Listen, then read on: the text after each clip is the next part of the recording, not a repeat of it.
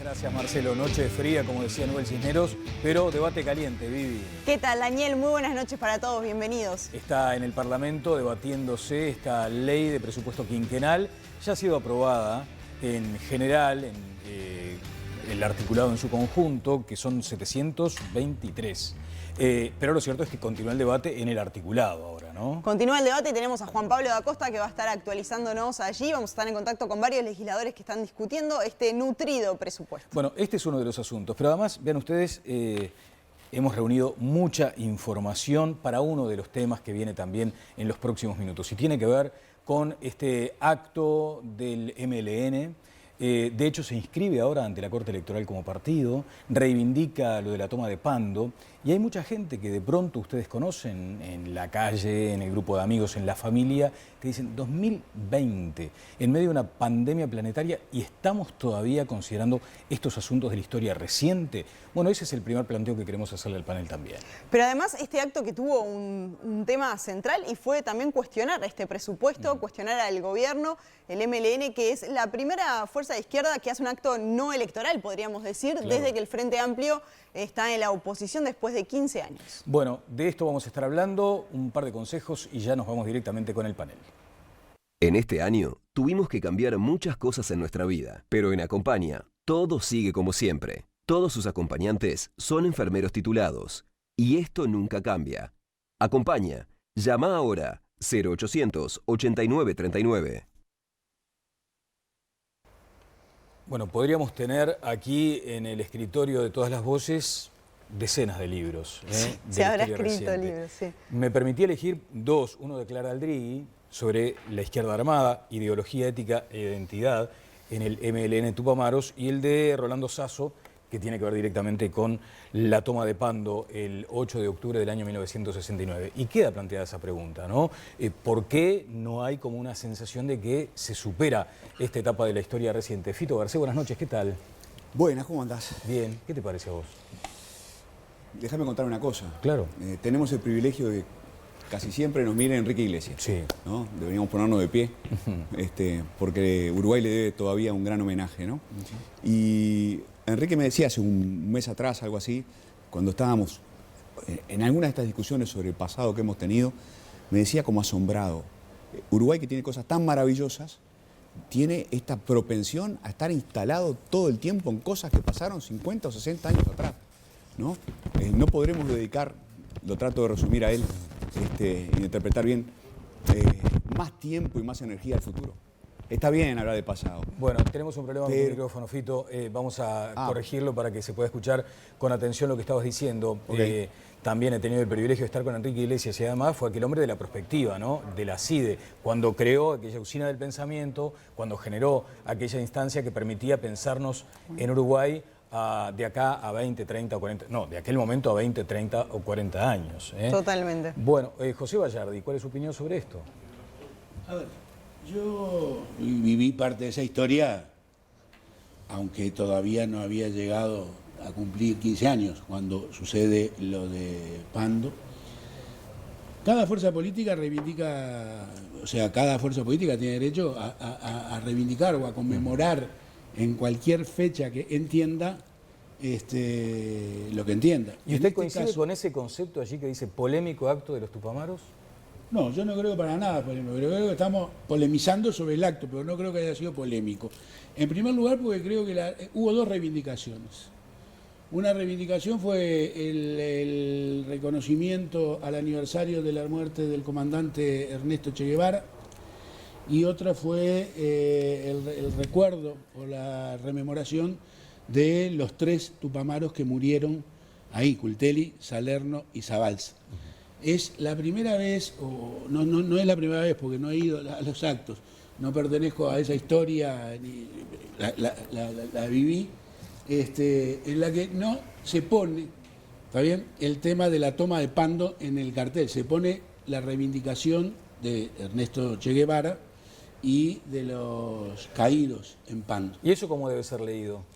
Yo creo que en mi interpretación de la historia, yo fui crítico con el accionar de la estrategia de la lucha armada en el Uruguay, ¿Está bien? Creo que es parte de los debates. Estaba entrando en política cuando esos debates eran candentes adentro de la propia izquierda y creo que están en todo su derecho de reivindicar lo que ellos valoran como la entrega de 3 de sus compañeros, aunque, para ser verdad, no fueron compañeros etarios de ninguno de los que hablaron en el acto de este viernes. Sí, porque por primera vez los líderes históricos, digamos, no fueron quienes estuvieron al frente de la oratoria, ¿no? No, Estuvo porque el los tres que Pacha hablaron Sánchez, Daniel nacieron Caggiani y después. Rocío Martínez. Sí, yo creo que los 3 que hablaron nacieron después de la época de la salida de la dictadura, para decirlo de alguna manera. Pero cada fuerza política, cada partido político elige la conmemoración que quiere. Yo creo que hay otras que podrían ser citadas, que también fueron de enfrentamientos entre orientales, ¿no? Y las hacen los partidos fundacionales con batallas y evocando batallas o muertes en batallas en enfrentamientos en el pasado. En este caso creo que no se reivindicó tanto la toma en sí o la acción, que vuelvo a repetir, mi valoración es que era equivocada, ¿está bien? Pero sí la reivindicación de los compañeros caídos en esa instancia. Sí, la consigna era levantemos nuestras banderas, enfrentamos el ajuste por el Che y los compañeros caídos en Pando. ¿Connie? Una cosa bochornosa, porque como yo no era un niño, tengo perfectamente claro lo que fue la toma de Pando.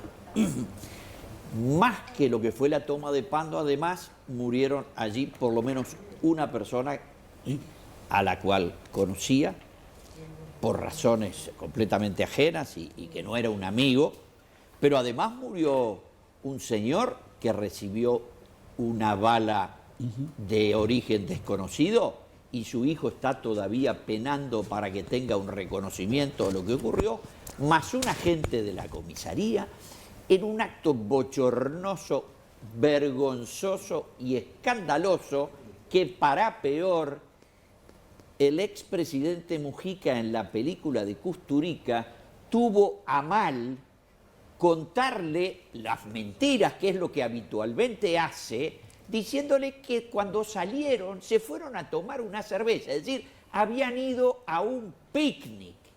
Y eso está reproducido en la película de este señor serbio tan bueno para hacer películas y tan tonto para entrevistar personas. Pero además, el acto del otro día tenía 2 connotaciones verdaderamente indignantes. ¿Es apologético, por ejemplo? Perdón, no solo es apologético, estaba cubriendo el atril una bandera de los Tupamaros, que por supuesto yo les cuento, porque aquí, de los que están acá, nadie sabe que esa es la bandera tupa, salvo Fito, que escribió un libro, pero nunca la vieron. Yo la vi en asambleas de FEU, en el Paraninfo, pero tiene la famosa estrella con la T que destruyó la vida democrática del Uruguay a partir de una frustración electoral. Y eso es lo más dramático. ¿Por qué la izquierda en este momento, a raíz de una enorme frustración electoral que tuvo en el mes de noviembre y en el mes de octubre del año pasado y ahora en septiembre, está mostrando la hilacha? Se les ve el pijama por abajo de la ropa? Vamos a una primera intervención desde el Parlamento. Sí, está Juan Pablo da Costa con Ope Pasquet. Juan Pablo, buenas noches. Viviana, Daniel, todo el equipo de Todas las Voces, los saludo, también a la audiencia, y agradecemos al diputado Ope Pasquet, quien ha salido brevemente de la sesión que se está llevando a cabo aquí en la Cámara de Representantes. Como ustedes saben, ayer quedó aprobada la generalidad del presupuesto para el próximo periodo, son 723 artículos, y hoy comenzó la votación y la discusión artículo por artículo, con el énfasis en lo que es la administración central del Estado. Le agradecemos al diputado Pasquet por este tiempo en Todas las Voces. De las generalidades, usted obviamente como parte del gobierno defiende este proyecto. Del Frente Amplio se asegura que es un proyecto que va a ajustar y que va a traer problemas al Uruguay. Bueno, es la dialéctica lógica entre el gobierno y la oposición, pero me parece que si tratamos de ver esto con serenidad, advertiremos que se trata de un presupuesto muy razonable, que evita las medidas extremas, que procura ordenar algunos temas, como por ejemplo lo que tiene que ver con la administración pública, respetando los derechos adquiridos, respetando los derechos de los funcionarios, pero tratando de racionalizar y modernizar una administración pública que a nosotros no nos conforma. Yo no sé cuántos uruguayos están satisfechos con la forma en que funciona el Estado. Nosotros queremos que funcione mejor. No somos antiestatistas, al contrario, justamente porque pensar que el Estado es una herramienta necesaria para el país, queremos que funcione mejor y para eso hay que introducir mejoras en la administración pública. Ese es el sentido de las normas que presentamos acá. La oposición lo ha cuestionado todo. Les pregunté en sala, ¿ustedes piensan que está todo bien hecho en el Estado, que todo funciona bien, que no hay más nada que hacer? Bueno, nosotros pensamos que no. Hemos gobernado todos los partidos políticos, el Partido Colorado muchos años, el Frente Amplio 3 periodos consecutivos, el Partido Nacional fue gobierno y ahora vuelve a hacerlo. De manera que nadie puede pretender que no tiene ninguna responsabilidad en cómo funciona el Estado hoy y la administración pública hoy. Asumamos eso, todos tenemos nuestra cuota de responsabilidad.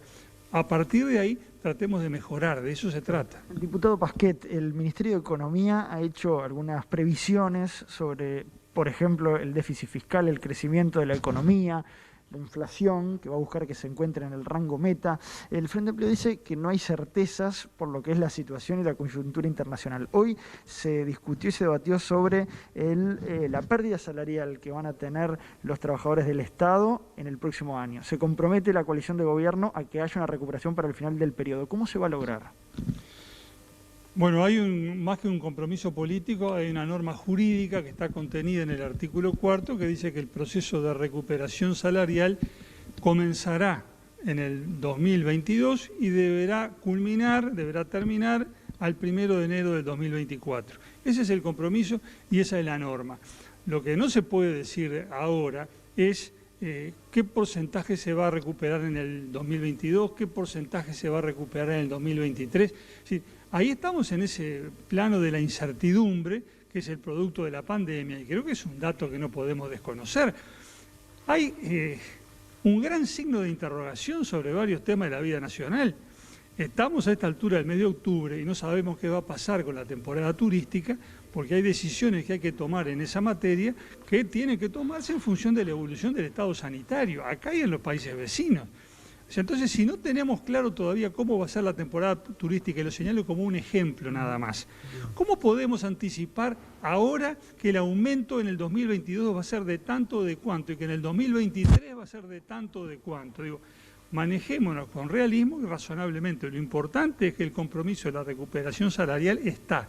No es una declaración política, o mejor dicho, además de una declaración política y un compromiso político, es una norma jurídica precisamente establecida en el artículo 4 de este proyecto de ley de presupuesto. Bien, diputado Ópez Pasquet, Partido Colorado, gracias por este tiempo en Todas las Voces. Con mucho gusto. Bien, compañeros, ya nos aguarda también el diputado Alejandro Sánchez del Frente Amplio. Cuando ustedes los dispongan, me vuelven a convocar y seguimos con lo que son estas lecturas que se están haciendo de este presupuesto quinquenal que se vota aquí en la Cámara de Diputados. Notable. Muchas gracias, Juan Pablo. Bueno, como les decíamos hoy más temprano, hubo una decisión política del MLN y tiene que ver con inscribirse este año ante la Corte Electoral.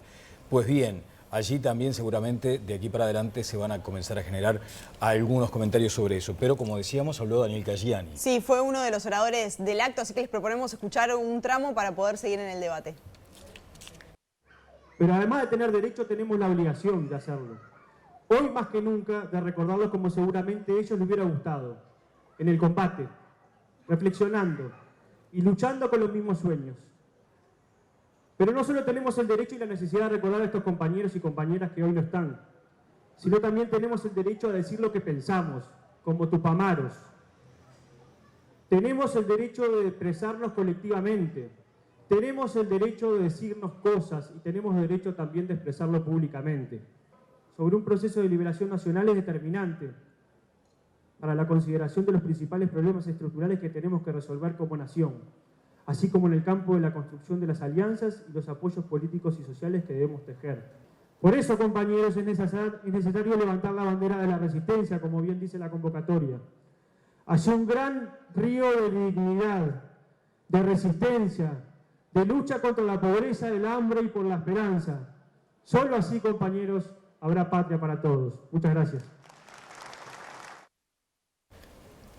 Bueno, hasta allí lo que decía Daniel Caggiani. En este libro de Clara Aldrigui se dice: la legitimación de dichas acciones, estamos hablando en este caso de las acciones violentas, se basaba en la tradicional teoría de la guerra justa, adoptada con toda su problemática y contradicciones. A partir del reconocimiento del jus ad bellum, el derecho a emprender un conflicto armado o una guerra por la existencia de un justo motivo y una justa intención, se determinaba el jus in bello, es decir, los medios bélicos considerados lícitos para lograr la victoria. Y más adelante se habla precisamente de eso, ¿no? De los fundamentos de la insurgencia, marcándolo como algo así como una guerra justa. También hay que decir que este acto tiene un componente especial y es que se presentó una denuncia, ¿no?, contra el MLN por el hijo de Burgueño, lo que también dio un condimento especial a esta edición en particular, Fito. Hay tanto para hablar de esto. No hay más remedio que hablar un poco del pasado. ¿Qué vamos a hacer, no? Sí, Tomás de Aquino, ¿no? Santo Tomás para los católicos reconocía el derecho de la resistencia. No sé si ahora se me escucha bien. ¿Se está escuchando bien? Ahora sí, muy bien. Así que hay siglos de discusión acerca de cuándo es justo rebelarse contra una tiranía. El único problema es que no había una tiranía. El único problema, pequeño problema. El único problema es que estábamos en democracia y probablemente en aquel momento también la mejor democracia de América Latina o cerca. Capaz que la democracia venezolana era mejor que la nuestra en ese momento. Entonces, el diputado Caggiani dice con toda razón, dice, tenemos derecho a decir lo que pensamos, desde luego, como lo tenían en la década de 60. Y la pregunta que uno se hace, 50 y pico de años después, es, ¿jamás el MLN Tupamaros va a aceptar las consecuencias de los actos, las consecuencias de sus decisiones? Jamás los vamos a escuchar decir, nos equivocamos, disculpen. Porque miren, esto es raro, ¿no? En Todas las Voces mostraron un libro de ciencia política publicado por Cambridge University Press. Es un poco raro, pero se publicó el año pasado este libro. Kurt Weyland es alemán, es un profesor de ciencia política que trabaja en Estados Unidos, amigo del Instituto de Ciencia Política hace muchos años, y el libro se llama Revolución y Reacción. Y es sobre las causas de las dictaduras en América Latina. Y él establece la siguiente secuencia causal. Dice, hubo dictaduras como reacción a las guerrillas que fueron imitación del modelo cubano. No es Julio María Sanguinetti que dice esto, ni siquiera el Fito Garcés, ¿está? Bueno, capaz que puede ser un libro equivocado, como tantos, pero yo digo una cosa. Porque es un error absolutamente... Y no debe...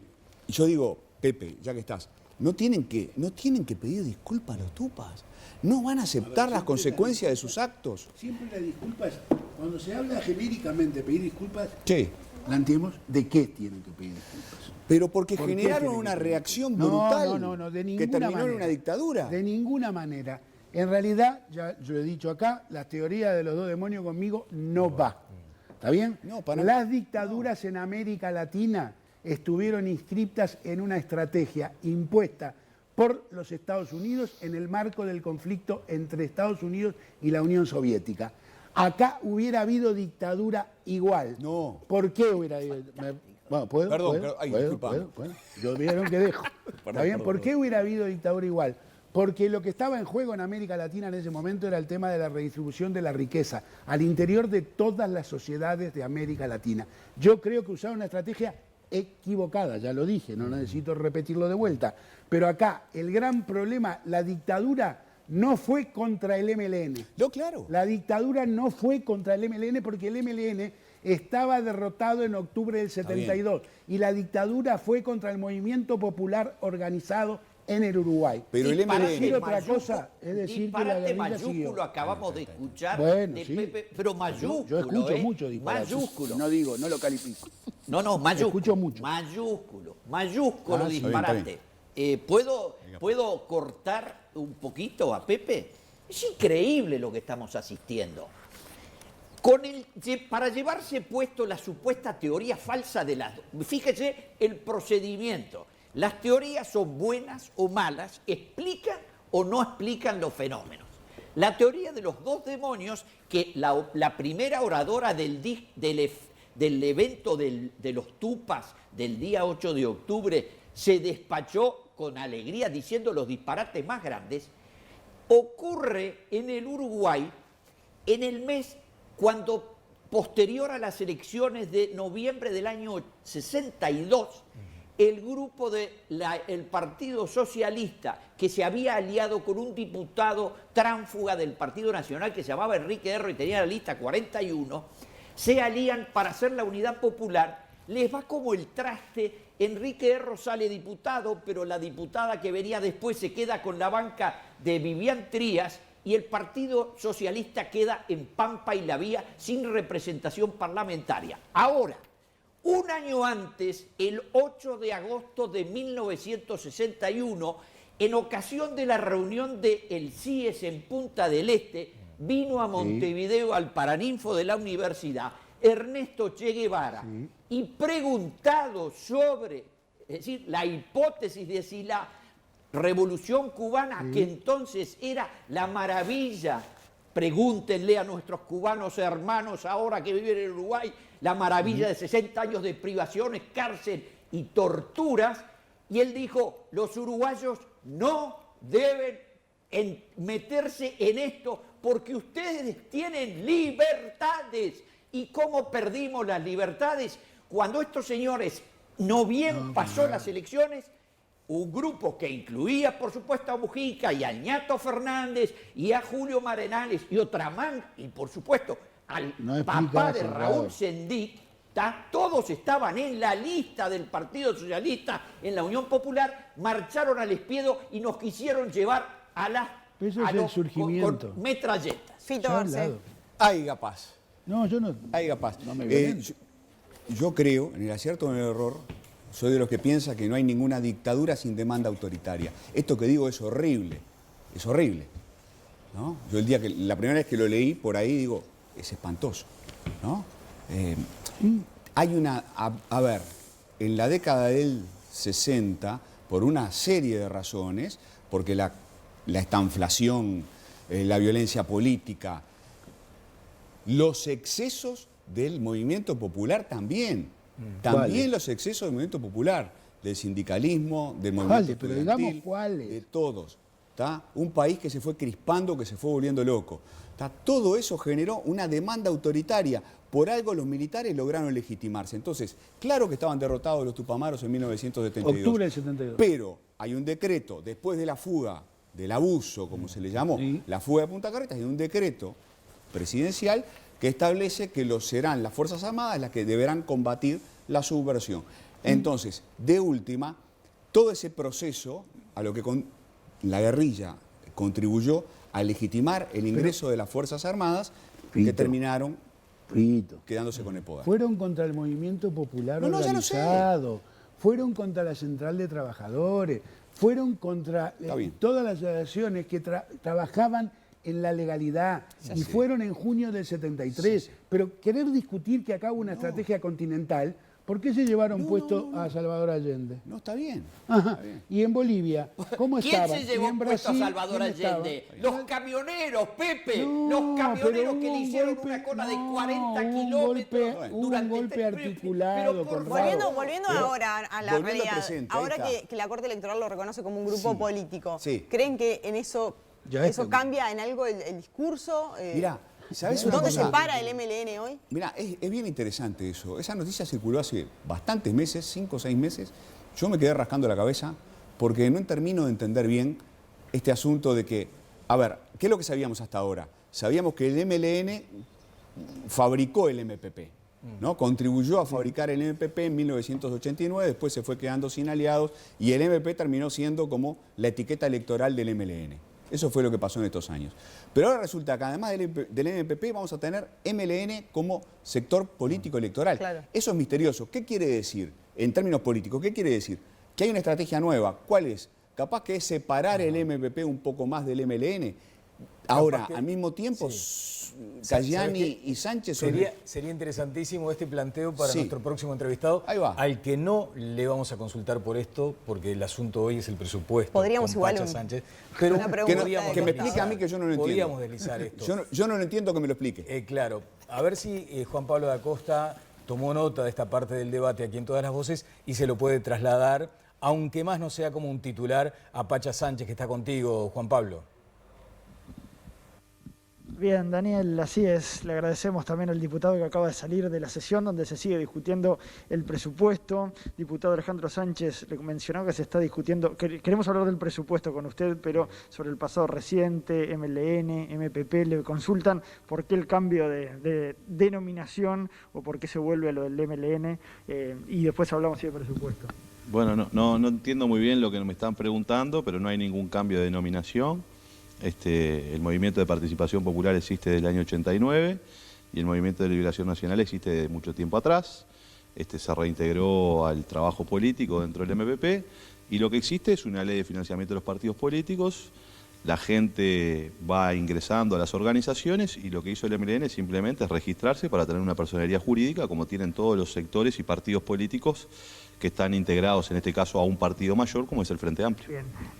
Le agradezco al diputado Sánchez porque no estaba en la agenda de temas que vamos a tratar, pero bueno, allí queda entonces claro por qué se va a dar esto. Volviendo al tema presupuestal, el Partido Nacional y la coalición gobernante asegura que este presupuesto busca reordenar la casa, cito textualmente a algún diputado oficialista, por lo que ha sido el mal gasto de los últimos años de los gobiernos frente amplistas. ¿Qué responde a este punto el diputado Sánchez, que además fue el miembro informante de la minoría en la pasada sesión cuando se discutía la generalidad del presupuesto? Sí, el gobierno está prácticamente aplicando un ajuste de 15.000 millones de pesos en el gasto público, menos para el año 2021, y además se plantea una rebaja de salarios en su política económica, tanto para los trabajadores privados como para los trabajadores públicos. Eso, además de ser un problema para los que perciben ese salario, que van a tener menos ingresos, que incumplen en definitiva un compromiso electoral que dijo que no le iba a meter la mano en el bolsillo a la gente, va a generar un enorme perjuicio para la industria nacional, para las pequeñas y medianas empresas, que lo que hacen es vivir del mercado interno. ¿Por qué? Pues si la gente tiene menos ingresos y el Estado a su vez va a comprar menos cosas en la economía uruguaya, se achica la economía y las empresas, la ferretería, el almacén, la panadería y las industrias que abastecen a esos comercios van a tener un enorme problema. Esto va a generar, en definitiva, no solo pérdida de calidad de vida de la población, sino que va a generar la inviabilidad de muchas empresas que hoy dependen del consumo de la población.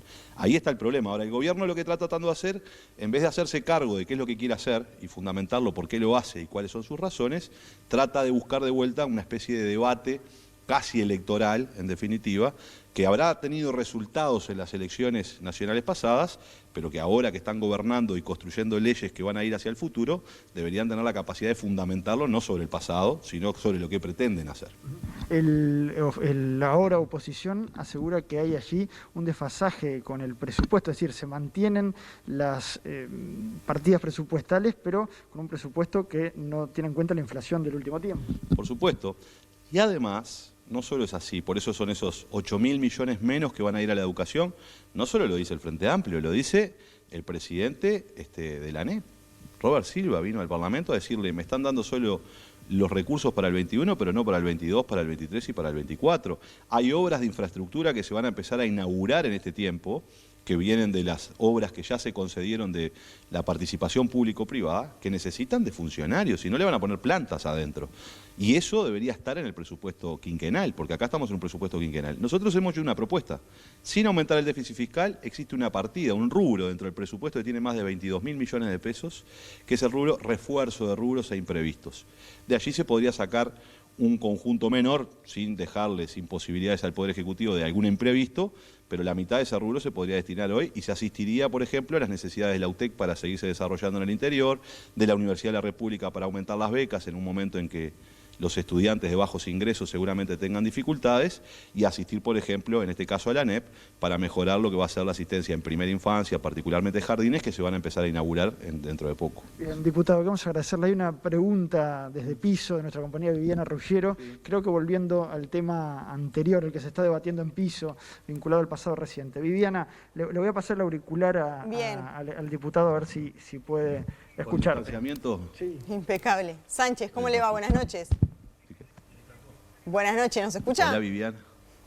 La pregunta era con respecto, porque estábamos justo debatiendo aquí sobre, la Corte Electoral, que reconoce como agrupación política al MLN. La pregunta es, ¿hoy cómo se define el MLN?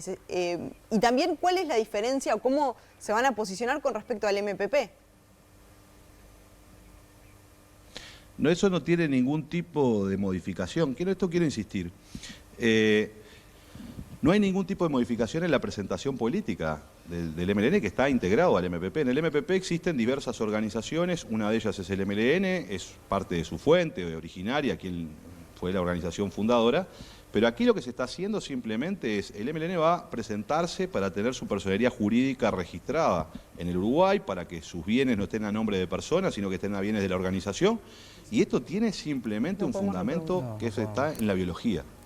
Cuando en realidad hay propiedades de una organización, funcionamiento de una organización que está a nombre de personas, porque no se votó una nueva ley de financiamiento de los partidos políticos que obliga a los partidos políticos a tener personería jurídica, lo que está haciendo el MLN simplemente es registrándose para poder proceder a esa situación que es de carácter administrativo, no tiene ningún efecto en la política. Bien, ahora sí le agradecemos al diputado Alejandro Sánchez del Frente Amplio, que vuelve entonces a la sesión, una sesión que va a tener un rato más. El viernes los diputados deben finalizar la votación que va a pasar a la Cámara de Senadores. Volvemos con ustedes. Notable. Muchas gracias, JP. Tenemos que hacer una pausa, Vivi. Me gustaría dejar planteado simplemente un asuntito vinculado a la dirección del MLN. ¿Hasta dónde también con esta inscripción ante la Corte Electoral sigue manteniendo, creo, esa cuestión de secreto, ¿no? No pueden asumir que son integrantes de la dirección del MLN. Sí, vos has estudiado el tema, Fito.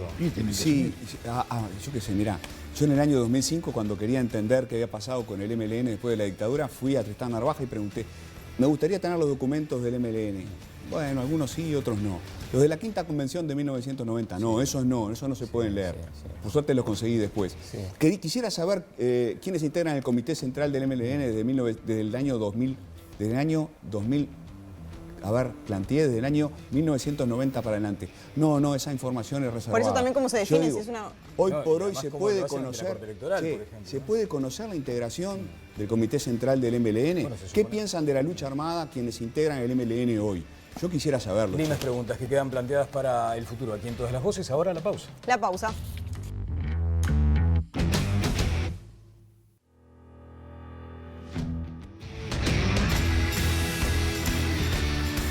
En la tanda de Todas las Voces, la verdad es que estuvo picante el debate, así que vamos a intentar retomarlo. Mi reloj nunca se el reloj de Connie le advierte. Empezó a decir que se había caído fuerte. Claro, dice, usted se cayó fuerte. Explícanos, está fantástico, claro. Todos conocemos, ¿no? Mi reloj tiene un sensor de violencia de movimiento y normalmente lo que hace es preguntarme a mí si estoy bien o si me di un golpe. Y ahora porque en ese caso tengo un botón y puedo llamar a la emergencia. ¿Y saben por qué se armó tole-tole? Como se dice. Porque cuando los he escuchado ya en otros programas anteriormente hablar de aquella democracia de fines de los 60 y la manifiestan en términos casi que de una democracia plena, absoluta, brillante, notable. Y claro, uno tiene referencias también de que había una situación de efervescencia muy compleja, cierre de medios, por ejemplo, medidas prontas de seguridad ya en el 66, 67. Está perfecta tu acotación, yo la comparto. Era una democracia que ya tenía problemas.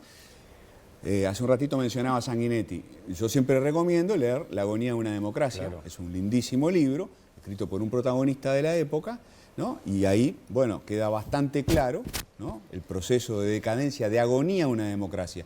Los historiadores profesionales también cuentan la agonía de una democracia. Y sí, en 1968, después de la reunión de la OLAS, donde la izquierda latinoamericana se pronuncia mayoritariamente a favor de la lucha armada, con excepción, por ejemplo, del Partido Comunista del Uruguay, liderado por Rodney Arismendi en aquel tiempo, ¿no? Después de eso hay clausuras de medios de comunicación en el gobierno de Pacheco izquierda, exactamente, medidas prontas de seguridad a troche y moche como respuesta de un gobierno que se sentía muy amenazado, muy acorralado. Déjame decir una cosa, yo creo que Pacheco, claro, Iglesias siempre dice que todos somos generales después de la batalla. Pero bueno, con la perspectiva que da la historia, yo digo, ojalá Pacheco hubiera convocado en aquella época a un gran diálogo nacional con todos los partidos políticos democráticos, en lugar de querer él ponerle el pecho a las balas y enfrentar él el desafío armado. Yo aclaro que cuando yo sostengo que la pelea principal era contra el movimiento popular organizado y las demandas de los trabajadores, para los más jóvenes, para los que no habían nacido todavía, acá se militarizó a los trabajadores del gremio de la UTE, acá se militarizó a los trabajadores bancarios, ¿también? Meses una huelga. ¿Por qué? Porque se declararon en huelga. No podían hacer huelga. ¿no? Y entonces él les militarizó. Mi padre en aquel momento era bancario, había que tener la casa cerrada con candados y todo para que pudiera irse eventualmente cuando lo venían a buscar. Se habilitó la isla de Flores para llevar adelante detenciones y me dicen que acá el autoritarismo no había sido creciente por la lucha por la distribución de la riqueza. ¿Saben ustedes quién era el que les hacía marcar el paso a los bancarios militarizados en 1968?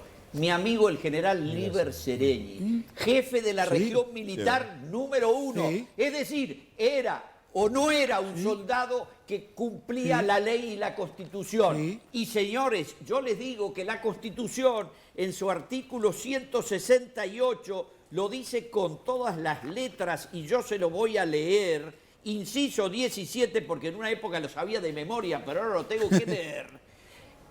Inciso 17. Corresponde al Poder Ejecutivo, y sigue puntos, tomar medidas prontas de seguridad en los casos graves e imprevistos de ataque exterior o conmoción interior. Militarizó trabajadores. Dentro de las 24 horas a la Asamblea General, en reunión de ambas cámaras o en su caso a la Comisión Permanente de lo ejecutado y sus motivos, estándose a los que estas últimas resuelvan. Eso lo dice la Constitución. Yo no estaba a favor de las medidas prontas de seguridad ni del señor Pacheco y salí a protestar. Pero tenía toda la razón porque había un relajo en el país insoportable que ahora estos atrevidos, incluyendo un futuro senador, sale a festejar. Solo sirve hablar de todo esto si aprendemos del pasado. Y bueno. Aprendemos, unos y otros, ¿no? Ya lo hemos hablado en otros programas, aprender del pasado. Yo digo, yo creo que los tupas aprendieron mucho del pasado, a pesar de que no hacen pública. Lo disimula. Sí. No, a pesar de que no hacen pública la autocrítica, aprendieron mucho del pasado. Bueno. Hay que ir más lejos, ¿no? Creo que los militares aprendieron del pasado. Creo que la izquierda en general, creo que el movimiento sindical, creo que la intelectualidad. Hay que seguir aprendiendo del pasado. Justamente decíamos que el del viernes fue el primer acto no electoral de un sector de la izquierda desde la oposición, después de 15 años. Y el MLN planteó en este acto cuál debe ser o cómo debe ser la autocrítica de la izquierda tras la pérdida del gobierno. Es más, nosotros somos hipercríticos con nuestras aventuras, pero tampoco somos bobos. Para que quede bien claro, nosotros no vamos a hacer la autocrítica para despedazar la construcción de la unidad de la izquierda, compañeros, de sus herramientas, de su identidad y de la lucha histórica de este pueblo uruguayo. No vamos a hacer una autocrítica que se va a pegar al compañero de al lado. Si algo aprendimos en todo este tiempo, los tupamaros, es que muchas veces, por diferentes vías, luego de una derrota viene la autocrítica y por intereses externos, esa autocrítica termina siendo un golpe en la nuca. Una nueva derrota tras la derrota. Por eso hay que tener cuidado y no jugar para la tribuna. La autocrítica la vamos a hacer, la estamos haciendo, pero no la vamos a publicar en las redes sociales y en los medios de comunicación de la derecha. Pero para nosotros, lo más importante sigue siendo la colmena, la unidad de nuestra izquierda y la unidad de nuestro pueblo. Por eso, como tupamaros y tupamaras, no queremos discutir entre nosotros, para saber qué tiene más claro los motivos de nuestra pérdida electoral, cuáles fueron los motivos del fin de ciclo, si no queremos discutirlo con todos los compañeros. Bueno, hasta allí parte de lo que decía Daniel Cayeni, que ha estado varias veces acá en el canal. Sí, y planteaba esto de que a veces la autocrítica es un golpe en la nuca. El golpe en la nuca es una guiñada a Eleuterio Fernández Huidobro, como sabe muy bien el Pepe Vallardi. Claro. ¿Por qué? No, porque él hablaba del golpe en la nuca cuando los renunciantes, un episodio muy complicado en la interna del MLN de los 70. Pero va un poco por lo que vos decías, ¿no? Lo que dice Cayeni acá. Bueno, en todo caso, la discusión que se viene dentro de la izquierda, que ya está instalándose, es que es cómo explicar la derrota, ¿no? Qué errores se cometieron, si es solamente un problema que tiene que ver con la campaña electoral y con los liderazgos y yo qué sé, o si tiene que ver con el gobierno, como en algún momento planteó Orsi. Orsi dijo, no es un problema solo de la campaña, tiene que ver con el segundo mandato de Vázquez, o si tiene que ver con otras cosas. Como analista sigo lo más de cerca posible esa discusión.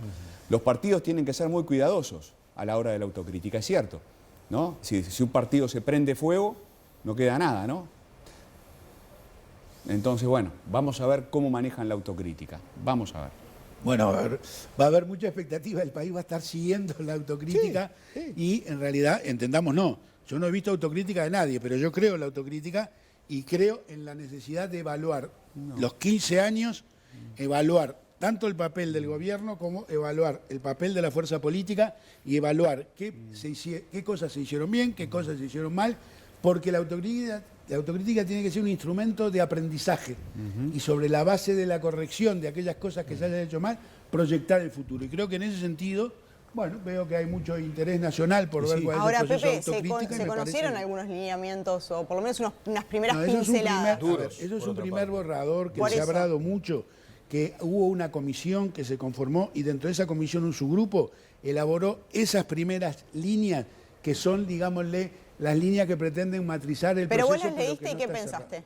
Sí, yo ¿Qué te comparto gran parte de lo que está expresado ahí, está bien, lo comparto, pero entendámonos, estamos discutiendo sobre la base de un desencadenante del proceso de la autocrítica y no de lo que va a terminar siendo, en mi opinión, el documento que aprobará en algún momento las autoridades del Frente sobre Autocrítica. La autocrítica, un mamarracho de origen genuinamente comunista, Sí. es un invento del estalinismo.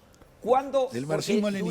durante la revolución, el golpe de Estado de octubre, etcétera, la nueva política económica de Lenin y las conspiraciones y la entrada, por ahí no había tiempo para purgar gente. De hecho, igual mataban gente a mansalva.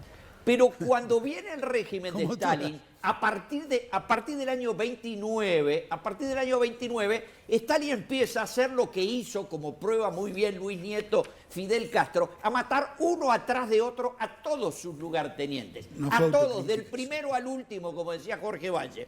Y para matarlos, antes les organizaba unos juicios truchos que se llamaban la confesión y autocrítica del compañero fulano. Y el compañero aparecía, y eso duró hasta que en el año 1900, hasta que se murió Stalin en el año 53, y en el 56, el señor Khrushchev en el Congreso del Partido Comunista, un ucraniano que era de armas tomar, que se sacó un zapato una vez en Naciones Unidas y como yo le pegó arriba del escritorio, el señor Khrushchev durante 1 hora y media les habló al Congreso del Partido Comunista y les contó el bochorno, los crímenes, las atrocidades que había hecho Stalin durante los anteriores 25 años.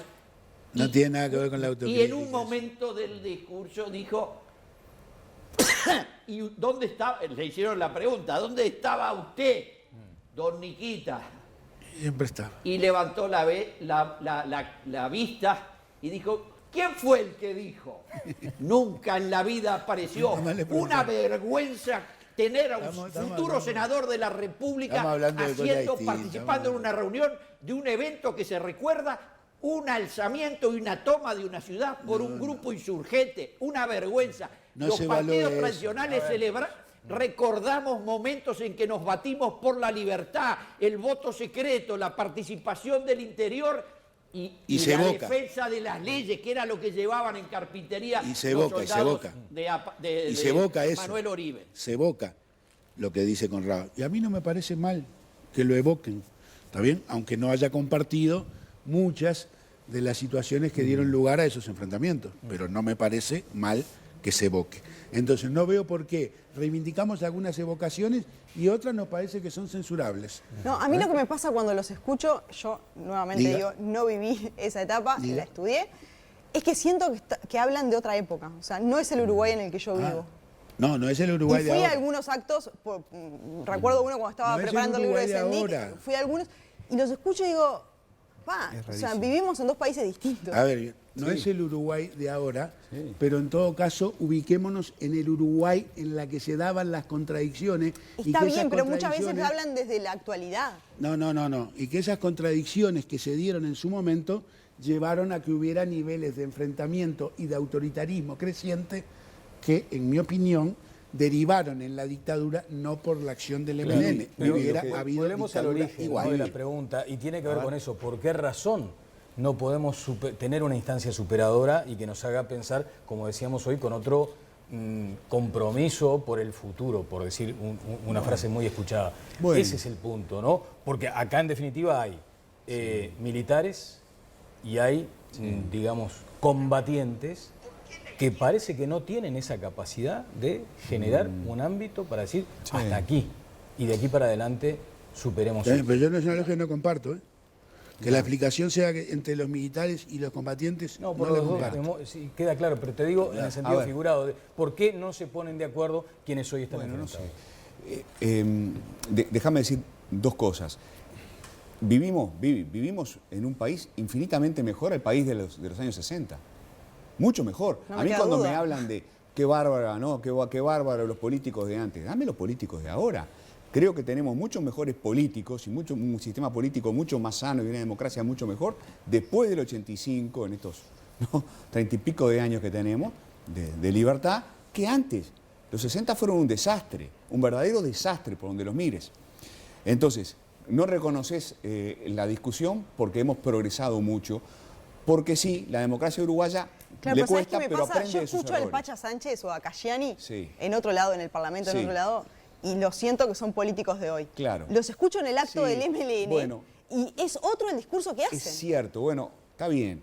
Ahora, no hay ninguna democracia, no hay partidos políticos que puedan prosperar si no reconocen su propia tradición. Pepe lo decía hace un rato, ¿tá? Y yo lo dije la semana pasada a propósito de los colorados. Lo que vale para los colorados vale para los tupas, lo que vale para los tupas vale para los colorados. Es decir, no hay partido político que pueda seguir creciendo si no reconoce su propia identidad y si no la protege, si no la defiende, si no la va vivificando todo el tiempo. La liturgia, la mística, por Pero entonces- La mística, exactamente, lo que han hecho los blancos con Massoyer o con Aparicio o lo que acaba de hacer Connie ahora, eso es fundamental, los tupas lo hacen. La verdad, ojalá no reivindicaran más la toma de Pando y encontraran otras maneras de honrar su tradición que no pasara por la toma de Pando, que se limitaran a hacer el homenaje a Sendik, por ejemplo, ¿no? Para no abrir estos debates que nos hacen mal. ¿Tá? Pero claro que sí, son otros tupas, no son los mismos que hace 50 años atrás. Sí. Pero yo digo, que miremos para atrás es necesario. Claro, todos los partidos, Obvio, no solo la los historia. partidos, los periodistas, los politólogos, los universitarios, tenemos que mirar para atrás y reconocernos en nuestra tradición y aprender de los errores. Todo el mundo. Sí, pero me parece clave una pregunta que dejaste planteada, ¿Cuál? que eso va a empezar a despejar algunas cuestiones. O sea, ¿qué grado de compromiso tienen con una lucha armada, por ejemplo? Yo qué sé, yo la verdad Ahora- que yo quiero que contesten esa pregunta. Está bien, pero digo, es una forma también de decir, justamente, estamos viviendo otro tiempo, ¿no? Y acá nadie va a animarse con estas cuestiones de volver a aquellos enfrentamientos, como que se termine, ¿cómo era aquello? El pleito entre, ¿cómo era? Ustedes que son memoriosos, que se termine el pleito entre orientales de una vez por todas. Una frase que anda por ahí. Nos vamos ahora a otro momento aquí en Todas las Voces. Tiene que ver en este caso con lo que se entiende como, en fin, como lo habías dicho vos el otro Una día en cruzada. Telenoche, una cruzada contra la LUC. Y allí es donde empiezan a surgir consideraciones del sentido de oportunidad, si efectivamente es una medición de fuerzas, si lo que quiere demostrar el Frente Amplio es que tiene su brazo social en el PIT-CNT bien fuerte, musculoso, o al revés también. Esto de que el PIT-CNT, bueno, va a comenzar, o por lo menos está proponiendo un referéndum contra la ley de urgente consideración. El Frente Amplio no marcó postura todavía orgánicamente, pero hay algunas voces que ya se han manifestado a favor y en contra también. Hoy, por ejemplo, Mario Vergara decía que para él no es el momento. Y en este acto del MLN también se marcó posición, ¿no? Casciani sostiene que el referéndum es un ensayo para la acumulación de fuerzas. Un ex compañero, Óscar Andrade, ex panelista, está totalmente de acuerdo en que el Frente Amplio tiene que ir detrás de esta consigna. Probablemente lo apoyemos, dijo. Exactamente. ¿Vemos el informe? Hay un conjunto de organizaciones sociales que se han propuesto realizar una convocatoria para iniciar un proceso para derogar la ley de urgente consideración que aprobaron entre gallos y medianoches en plena pandemia. Y está bien, es la hora de ir generando caminos de resistencia.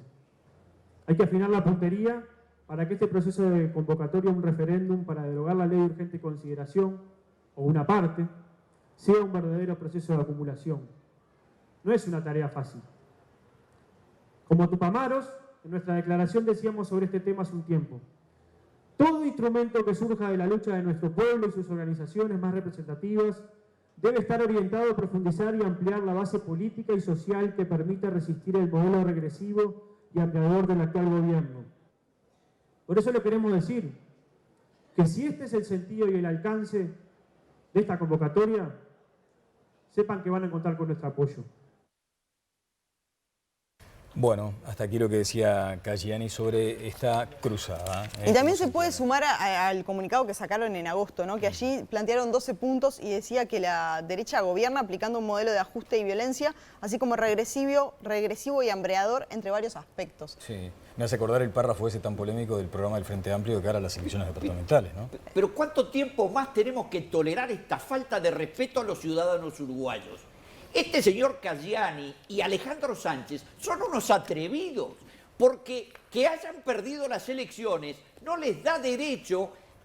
¿Hay alguna cosa que el gobierno esté haciendo en la LUC, en el presupuesto, que no sea lo que se dijo que se iba a hacer y lo que pidió el 56% de la ciudadanía representado en esos 56, que ayer fueron 57 porque nos acompañó el diputado Vegano? Por favor, cállense, no sean ridículos. Eso no les da carnet de... Aunque sean de uno diputado y el otro vaya a ser senador representando al jubilado Mujica, la verdad es que no está cumpliendo con sus obligaciones como representante de los ciudadanos. Una vergüenza lo de los dos. Un disparate la adjetivación de Conrado.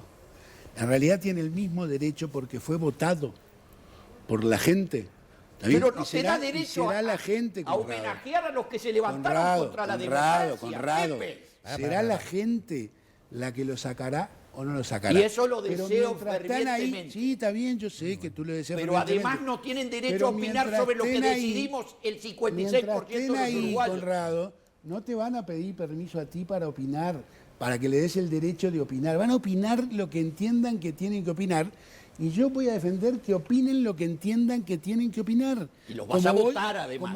Como voy a defender que opine cualquiera lo que tenga que opinar, porque la legitimación salió de la urna y se la dio la gente. No importa la adjetivación que le pongamos acá.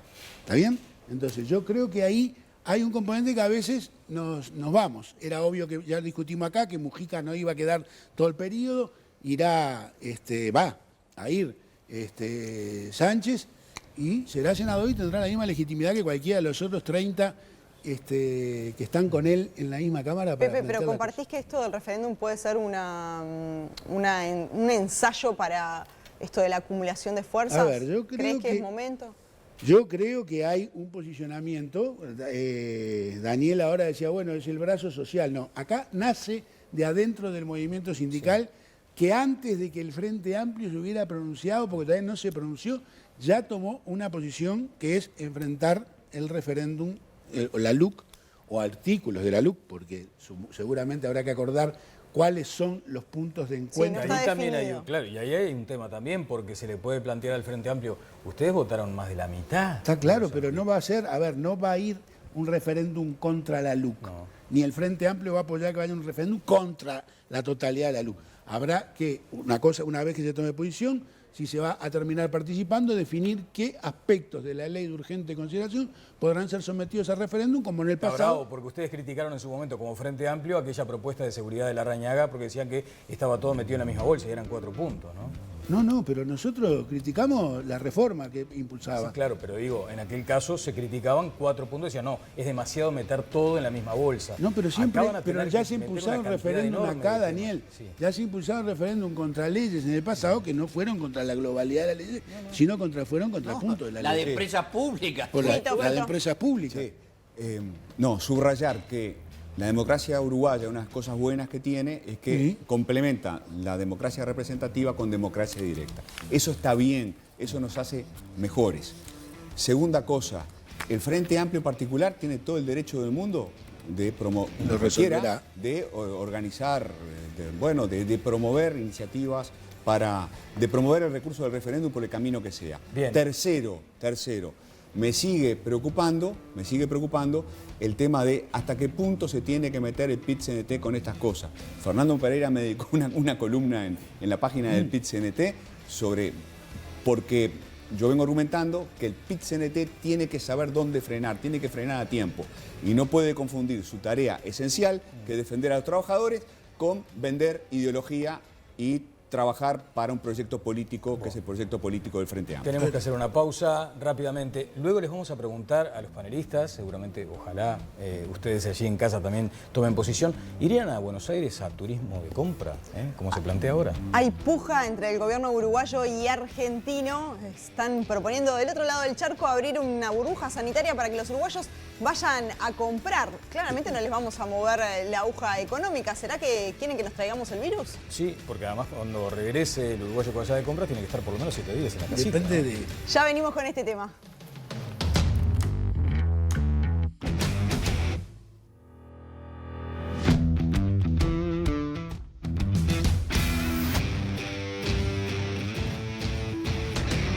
Último bloque de todas las voces y ponemos sobre la mesa este tema. El gobierno argentino le anunció al gobierno uruguayo que a partir de noviembre va a motivar, a proponer el turismo de compras. Nos invitan. A nivel masivo, que vayamos a comprar a Argentina.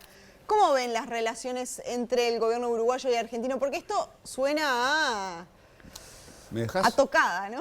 Che, ¿me dejas arrancar? Sí, a ver. Voy a arrancar con una autocrítica dedicada a mi amigo Connie Hughes, una autocrítica stalinista. Porque da la sensación que, claro, que es como una vendetta esto, ¿no? Sí. No, una vendetta. Y yo dije acá en este programa, cuando hablamos del asunto de la gira de la calle Pou, el presidente de la calle Pou de Argentina, che, no pasa nada, es normal. Y me da la sensación ahora, otra vez, ¿no? Mirando las cosas a la distancia, que ojalá no hubiera recorrido tantos medios de comunicación, que capaz que le mojó demasiado la oreja a nuestros hermanos argentinos y sobre todo al gobierno. Y claro, no nos hace bien entrar en una especie de pleito permanente con los argentinos. Ahora, entonces, sería muy aquí está mi miserable. autocrítica para mi amigo. Sí, sería muy miserable que un gobierno, sea en este caso de este país en cuestión, Argentina, apele a una práctica casi que de inyectarnos el virus simplemente para una cuestión de vendetta. No es el propósito, ¿no? no. Inyectarnos el virus no debe ser el propósito. No, bueno, yo creo planteas que... en términos de vendetta. No, sí, podríamos hablar con Maduro, que era experto en inoculación del virus del cáncer. Hay países que en realidad admiten que los uruguayos podemos entrar a otros países, ¿no? En realidad Europa nos habilita a entrar por nuestro estado sanitario, ¿está bien? Y nosotros, hay algunos países a los que no queremos saber de nada y está bien que no queramos saber de nada porque tenemos que tomar medidas para ello. Cuando se dice que están dispuestos a abrir a los uruguayos, yo supongo que en realidad está bien para gastar, para el consumo, para la actividad, que no le vamos a mover mucho la aguja en las dimensiones que ellos tienen, está bien, pero es Por eso obvio suena mojado. está bien, pero es obvio que para nosotros nos pueden habilitar porque nosotros tenemos un estatus sanitario distinto a el de la mayoría de los países de la región. En todo caso, acá lo que tenemos que ver es qué hacemos nosotros. Claro. ¿Está Un bien? un amigo se va a dar ¿Está ahora. bien? El tema es que los que están mal son ellos. Sí, pero... Sí, pero nosotros tenemos que ver, porque si estamos hablando de que hay libertad para movernos, y habría libertad para movernos, en todo caso tenemos que ver qué hacemos cuando se viaje en esa situación, qué exigencia tendríamos para volver a ingresar Esa va a ser la nuestro clave. país. Vivi, pará, le paso la pelota ahora a Connie, pero siguen sin reunirse los dos presidentes. Y eso no nos hace bien a los uruguayos en particular. Hay una gestión de Mujica y de Bustillo, creo, en ese sentido. Hay una, digamos, durante muchas épocas las relaciones no fueron fantásticas. En este momento se suponía que era muy bueno porque el presidente Fernández se había quedado en la casa del embajador Bustillo en Madrid. A mí me había repugnado, pero se ve que él se sentía cómodo y la verdad es que uno podía suponer que íbamos a tener una cordial relación con nuestros hermanos. Yo eso es lo que deseo fervientemente, corre por mi sangre mucha sangre argentina y la verdad es que lo único que no quiero es ir a la Argentina ahora. No porque esté barato, que todas las veces que estuvo barato fui y era buenazo. Lo que digo es, ahora está carísimo, porque está carísimo con la probabilidad altísima. Si tiene el 60% sobre los test de contagiados, ahora yo entiendo a la gente de Está carísimo en Salto. materia sanitaria.